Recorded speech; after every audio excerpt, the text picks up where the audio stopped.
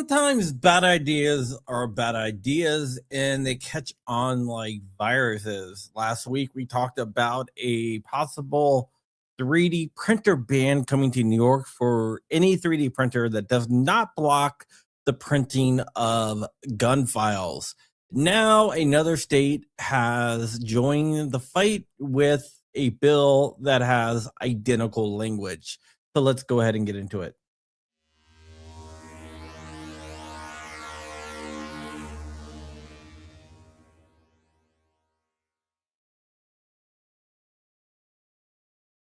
What is up to everyone out there in YouTube land? All five of you, which is weird because we usually have a lot more than five on, but we only got five.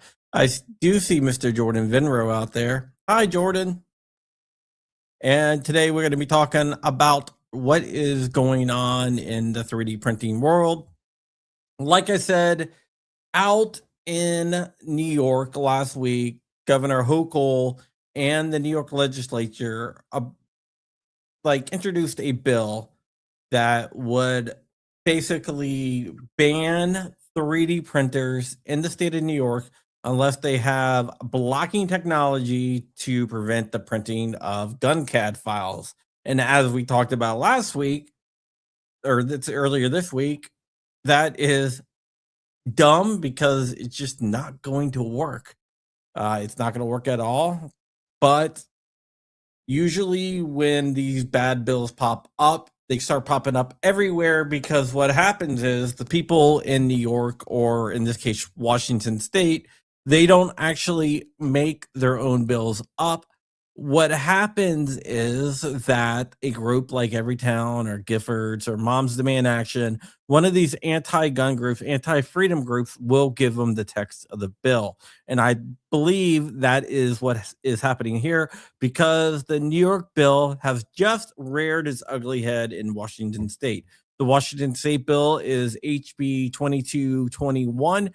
And if this bill passes starting on July 1st, any 3D printer sold within the state of Washington will be required to block gun CAD files. So that's definitely interesting. But what's really interesting is that this bill has a great chance of passing and the language is identical. This bill is going to run into the same problems as the New York bill, and that is if it comes to law and it becomes law, there is going to be tons of ways around this. One thing, none of the 3D printing companies, major 3D printing companies, are actually based in the US.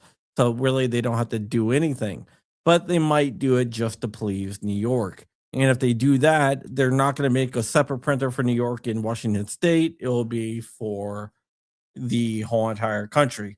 A lot of these 3D printers are open source and can be modified very easily, even if the ones that are not open source, there is always third-party firmware, and the people that they are targeting are people who 3D print, which are usually technically savvy people, and they know how to get around them. Even the Bamboo, which is very locked down, actually has third-party boards you can buy to replace some of the hardware. So this is going to do absolutely nothing. It's futile. It is just people who don't understand technology, and it's people that hate your natural God-given rights. So there's going to be a lot of jailbroken printers if this passes, and there's not even a guarantee that the 3D printing companies are going to heed by it because what are they going to do? Are they going to sue Bamboo? Bamboo's located in China. They're going to tell them to go pound sand. There you go. Yep. Right here. This is the Constitution. Article 1, Article 2, Article whatever. It's all the in the signing for this, the Constitution. So what is going to happen here is the same thing. It might pass, but it's going to have zero effect People that want to print guns will still print guns because there's ways around it. All you have to do is modify a little thing, because how these technologies work is the actual files get uploaded and scanned into whatever ecosystem it goes into, and that is blocked. Plus, there is a lot of other ways to do it. Even by doing that, you can also do stuff like build a Voron and get around it. Bottom line is, this is not going to work. I actually have an article coming out on AMLA tomorrow that goes through some of the reasons why it will not work. So if you want to check that out, go ahead and check that out, because it basically breaks down everything, like from modifying files to not look the same, to uh, flashing the firmware, to replacing boards, to building your own. There is no way that you can stop the signal. That genie is out of the bottle, and it's not going to be put back in easily. But these anti-gun people are going to try it. Um, One of the other things that this is going to try to do, and also in New York, is to try to make the CAD files themselves illegal, which we already have case law, particularly out of the Third Circuit, that said you cannot do that. Those CAD files are free speech and they cannot be banned. And that's out of the Third Circuit, which covers New York. And that's going to fail out there, which it already has. So let's say Washington passes this bill and it goes up to the ninth. The ninth that will probably win on en banc. Then we'll lose on the, we'll probably win in the panel and lose on en banc. And that would create a circuit split, which would make it easy for the Supreme Court to actually take it. If you don't know, one of the things, one of the easiest ways to get your case heard before the Supreme Court is to get a circuit split. And I'm pretty sure the ninth would uphold it, because the ninth is very anti-gun, and it would create a circuit split. But even before that, people aren't going to stop printing firearms. I think what is happening here is groups like Everytown and Giffords and all them, they know that they're not going to make one just for Pacific State. So they are hoping that by passing laws like this in New York and Washington, that the 3D printing companies will just implement the software and block it everywhere, which they might, but like I said, people are smart and they will get around it, especially when you mess with the 3D printing community. The 3D printing community are technically savvy. So of course they're going to get around it. It's amazing. It's amazing. But yeah, that is it. Just wanted to update you, because I'm pretty sure that we're going to be seeing this identical law not only in New York, now not only in Washington, but I think we're going to see it everywhere around the country, and we just have to be prepared for it. The thing right now is to figure out who is actually authoring the text of the bill. I have a feeling that it's probably Giffords, but I'm not really sure. It could be Brady, but I'm pretty sure it's one of those two, either Giffords or Brady. My money is on Giffords. I will do some more research, do some more analyzing of the language, because one of the things is that once you find out who writes all these stuff for these special interest groups, it's pretty easy to look at telltale signatures and figure out which person wrote it by looking at their language, how they phrase stuff, their grammar, the way that they punctuate stuff. And once you get that, you can determine which group actually wrote the stuff. And I have done that successfully in the past, and I'm planning on doing this with these bills here. And once I do that, probably after a shot, I will let you guys know exactly who is pushing this BS. But you cannot stop the signal. And if you have a printer there, go print a gun. Go print a gun.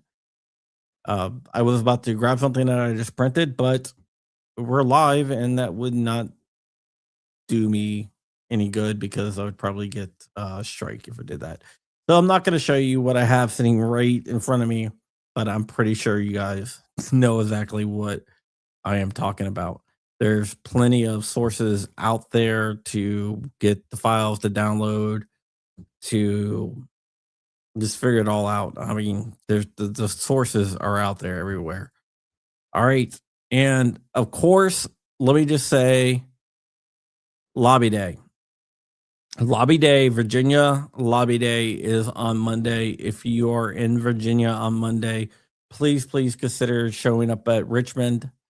Go down to Richmond and make your voices heard, because that's the only way we're going to stop any of this bad stuff in Virginia, is to be very loud. We were very loud and got a lot of stuff stopped last time. I don't think we're going to get as much stopped here, but we might be able to get some stuff stopped. And once it's in becomes law, it's really hard to stop it by then. You got to go through the courts. And right now, with the Fourth Circuit is the most anti-gun circuit in the country. We in Virginia have to fight back now, although I think some help is coming from other circuits and the Supreme Court itself. So that would be a good thing. Uh, with that said, I am out of here. I'll be at SHOT starting next week. I will be doing a live stream of the Wolford case, Wolford versus Lopez.